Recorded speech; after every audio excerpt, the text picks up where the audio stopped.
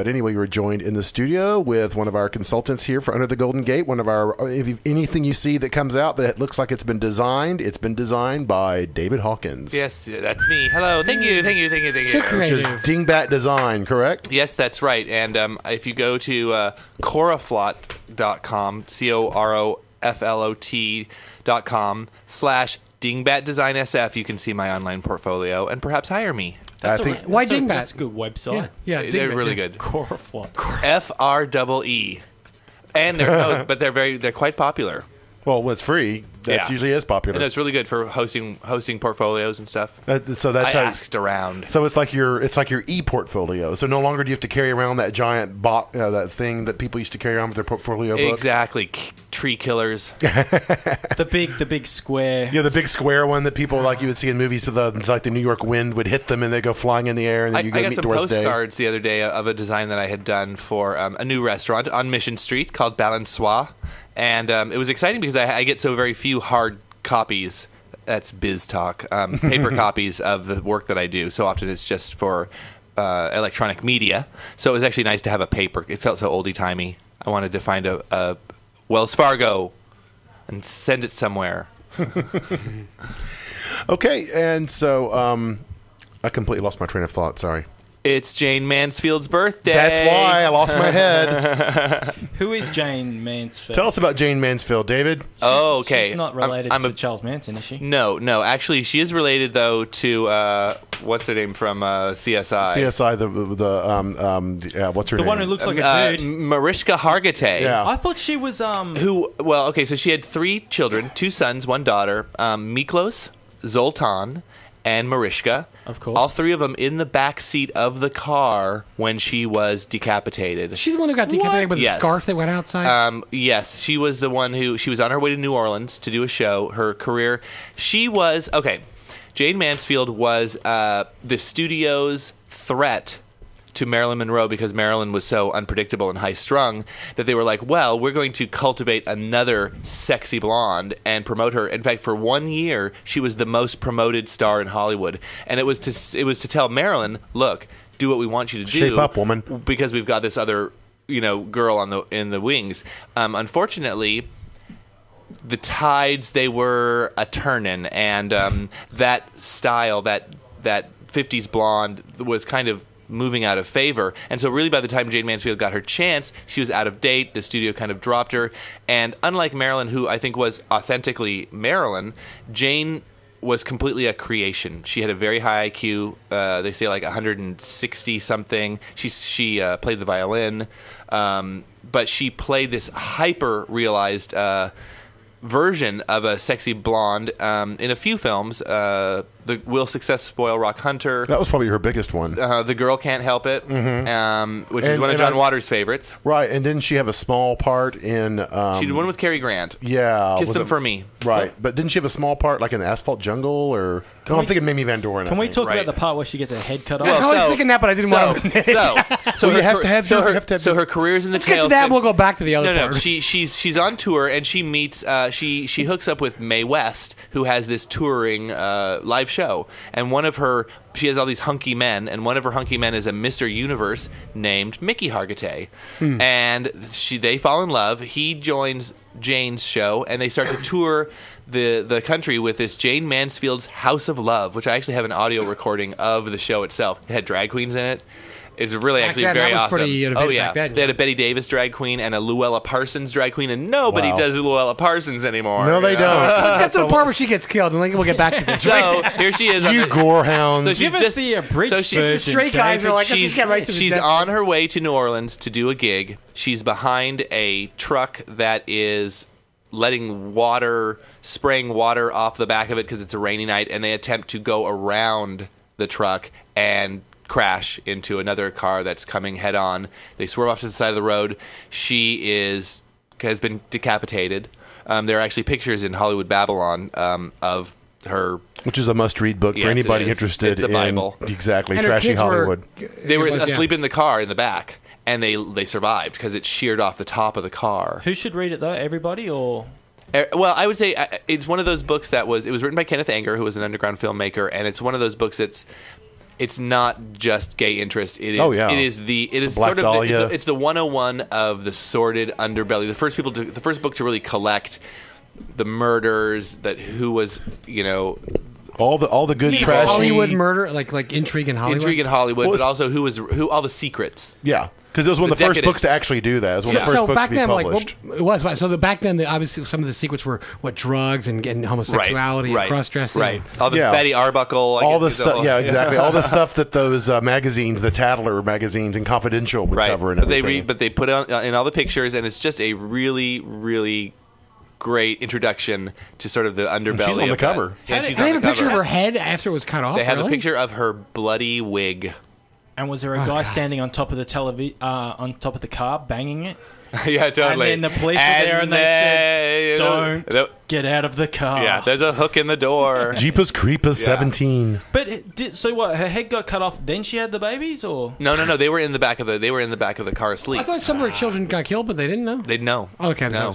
And so they, of course, went to live with their father in Jayne's pink mansion with a pink heart-shaped bathtub, a pink heart-shaped swimming pool. She was so afraid that the press was not going to come to her wedding that she had helicopters drop invitations over Los Angeles.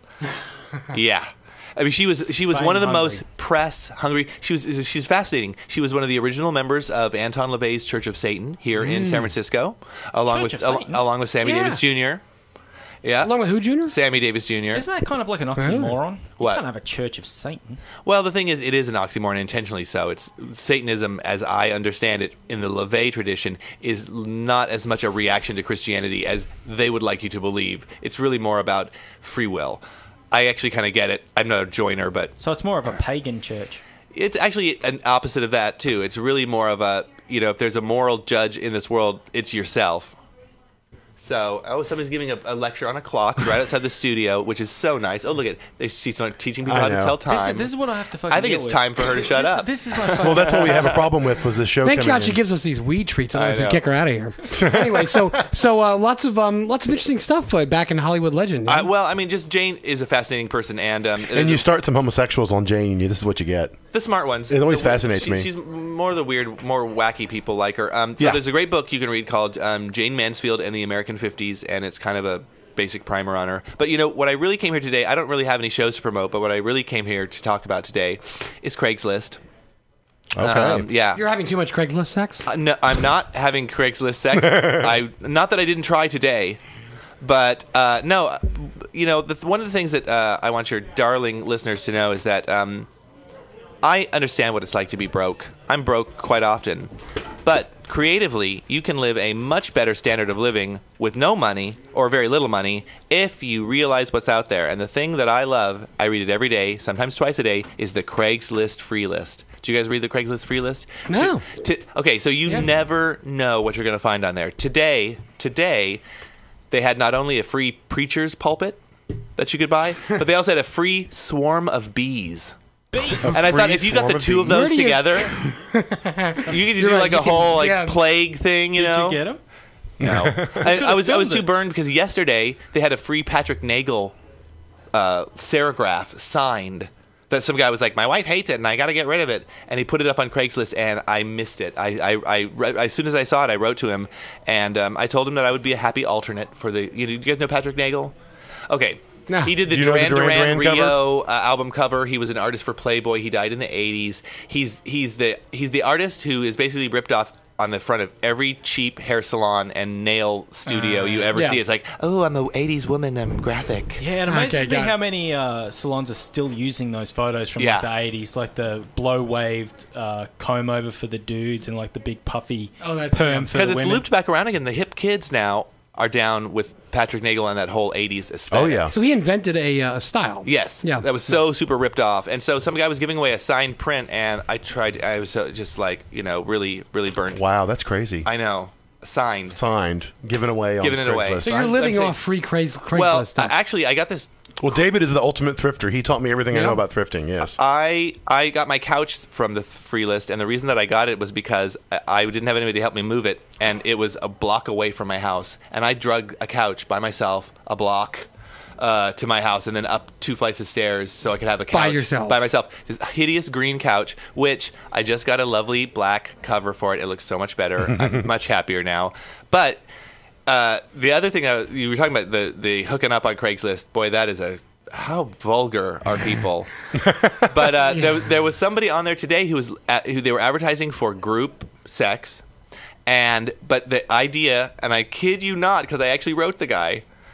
The idea was that they were all going to get together and listen to Air Supply, and if you had any DVDs or CDs of Air Supply, that you could bring it. Wow. And they would, yes. And so I wrote him, and I said, you know what? I'm all out of love, but I'm so lost with it. I'm so lost with it now. You know, I said we're going to be making love out of nothing at all. No, I wrote him back and I said, if this is code for like drugs or some kinky sex thing that I don't know, then I'm squaring. I will stay here and listen to Air Supply by myself. Well, you know, I do have that videotape of Air Supply live in Hawaii. That's what I said. I said I have access to a live video concert of Air Supply. Because you're every woman in the world to me. Yeah. Well, the guy, you know, anybody's got to admit, the guy, you know, whatever you're thinking, the guy does have a great voice. Well, and those are catchy ass songs. They're stuck in my head for forever. They're one of those songs you don't like until you break up with someone, or until you're really drunk late night, and you're alone. Yes, you really like. I heard a comedian once say that she's like, I want to break up with my boyfriend so I can enjoy all my Air Supply songs again. I think it's one of those things. Yeah. Like you mock the Air Supply songs when you're like doing well, but then the mood comes around and you dig them out. And you go crawling back to them, right? You do. They're so and they look at you and they refuse to play until you make a deal. Yeah. They are anthemic, yes. I just want to be there in that room with all those guys getting together. Yeah, how's it going, man? Yeah, we're all going to do it. Yeah. 'Cause you're every woman in the world to me. Okay, who's gonna be every woman in the world tonight? I think that would make an interesting pornographic video. Oh yeah, it would be interesting to say the least. Yes. I wonder how many people go to porn sites and type in the search field like Air Supply. Air Supply. Well, and then guys are going on right now like, ooh, really? I actually did think that maybe it was that whole like autoerotic asphyxiation. Oh yeah, that's crazy. And that, I mean, really, Air Supply. I mean, you could look it up on Craigslist right now. That would be so funny if you go to the personals and type in Air Supply. Strangled to death during Air Supply. Yeah. I know. It's like it's a whole new genre of sexual accidents. I'm all out of breath. At least you would die doing what you loved, I guess. I know. Well, I mean, for me, I guess it'd have to be Christopher Cross. You know, do you remember Christopher Cross? Wait, that and when you get drunk between the moon and New York. I thought you were talking about Chris Cross will make you. Oh my gosh, yes, with their cross colors. Is that a different? That's a different decade here. Yeah. But is it a different? It's a different person, well? yeah. Oh, man. I like the song Laura. That was a nice song, Laura. Oh, how did when you think of Laura. Oh, right. See, I'm a Bread fan. I mean, sincerely, I am a Bread fan. Like, I love Bread. If a picture paints 1,000 words. Yeah. And Aubrey was her name. You know. That's the one. Say, have you ever seen? Yeah. Yeah, Bread's. I like Chicago. Oh, wow. Chicago, 25 or 6 to 4? Oh, does anybody know what time it is? That's always a good one. I was liking the one that... Oh, here it is. Nude all-male party tonight. All welcome. Let's see. Oh, if you leave me now... Read it out loud, Dan. Okay, here it goes. Yeah. Nude all-male party tonight, exclamation point. All welcome, exclamation point. Evidently, this guy's 30. We'll see. Mm-hmm. I'm hosting a nude all-male appreciation party as a celebration of Air Supply. Air Supply is arguably the greatest rock band of all time. Rock. Much has been written about the fact that Air Supply has enchanted mankind for decades. Enchanted mankind. Some words just bear to be. I know. Air Supply has given the world some of its best music, such as the famous "All I Need Is the Air That I Breathe," which is not an Air Supply song. Which is actually an ABBA song, moron. No. Sometimes all I need is the air that I breathe. That's ABBA. And to love. That's ABBA. It's Fernando. No, Fernando. No, it's the air that I breathe. Sometimes all I need is. I know this too, but who's the artist? I thought it was ABBA. No. Okay. Well, somebody. It ain't Air Supply. When you see not to mention. Okay. See, this is what's weird. Okay, such as the famous "All I Need Is the Air That I Breathe." Not to mention airbags and air pockets. I know. I've never heard those songs before. These are code. Airbags is code about something. And air. This is a drug party, man. Please come to my Air Supply party and bring any recordings, DVDs, etc. of the group, and we'll play them. For details, reply to my ad. Well, even as a CD, you got to make like an iPhone. I immediately downloaded some Air Supply, and beat off. So when you're looking at advertisements for guys getting together, are there different categories? Like you got your no, you have to bears. You do your keywords if you're looking. Like how do you know that you are compatible with? Well, hopefully they. I don't know. I just look at the pictures. Yeah, look at the pictures. Everybody is as shallow as everybody else. Yeah. And are they usually showing dicks? Like how many? Well, the thing about Craigslist is best bargain basement Betty time. I mean, that's when you don't give a shit about what you just want to get laid. Oh yeah, there's different. To me, other websites you can go and get to know them and know what they're at, what their sign is and what they're interested in. Oh, but this is Well, here's why I want to hear my categories of different kinds of sex. Okay, right? I do. Category number 1 is love. You don't. Doesn't matter. I've heard of that. Category number 2 is fuck buddy. You're like, I'll fuck you, but I gotta at least like you. Or know who you are. That's like category 2. In the best of all possible worlds. Yeah. Category 3 is as long as you're warm, I don't fucking give a shit. I need to get laid. I'm not really into kissing. Yeah, but I need to get laid tonight. No, that's like 4, on the way out, and you go, and what was your name? Yeah. Category 4 is I'm a fucking sex addict, and I got a problem because I need to get laid all the time, and I'll fucking sleep with anything. Anything. You've got a problem, and you need to see a doctor. Thank God for them. Yeah. Which category do you fit into? You know what? I am a multiple category kind of guy. Yeah, depends on the night. Depends on the You'll do love. You'll do where it's the amount of inebriation. The lunar calendar really decides all that. Can we do a bit of backstory about Dan and David? What about you want to go there? I don't know. Because I think it's awkward. It's always awkward asking. Is it awkward if you break up with someone and then you talk about your sexual partners since you've broken up? Because I don't want to hear about ex-girlfriends, right? And who they're hooking up with. I would say, we're pretty mature about the whole thing. Yeah, I mean, I think Dan and I are a model of airplane. Of airplay and airbags, airplane glue. But it's one of those things where I'm very protective of the people that are close to me, and Dan and I will always be close. Oh, so I don't. That's part of the reason why we had what I have coined a soft breakup. We didn't send out runners. We waited a long time before we put it on Facebook because that is the official breakup. You guys are classy. We're up there with like your Susan Sarandon and Tim Robbins type. So because there's so much drama that goes around that, but I. And the truth is that people live long lives, and sometimes you go and do different things, then you gang up and come back together and hang out. And I just think that disloyalty is very unpleasant, and I am a very loyal person, and so even at this stage of our relationship, I wouldn't, if Dan was not here, I would not be sitting here saying confidential things or talking smack, dirty. Right? Because I find that it says more about the person doing it to me than it does about the person they're talking about. Oh, exactly. Sure. What are you talking about? I've lost a train of.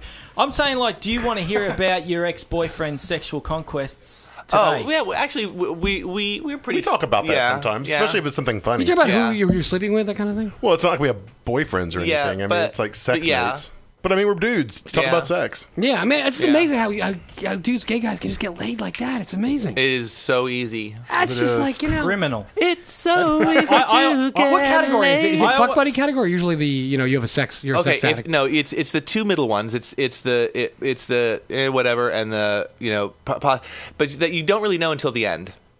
It's the pillow talk usually decides because that's when you make the determination. Now, I will say that I have sort of shifted away from strangers, and there are a few gentlemen who are repeat business and who it's everything's understood that we're not getting involved. But so is it more like you like sleeping with them because it's a known quantity, or could you actually like these people? Both.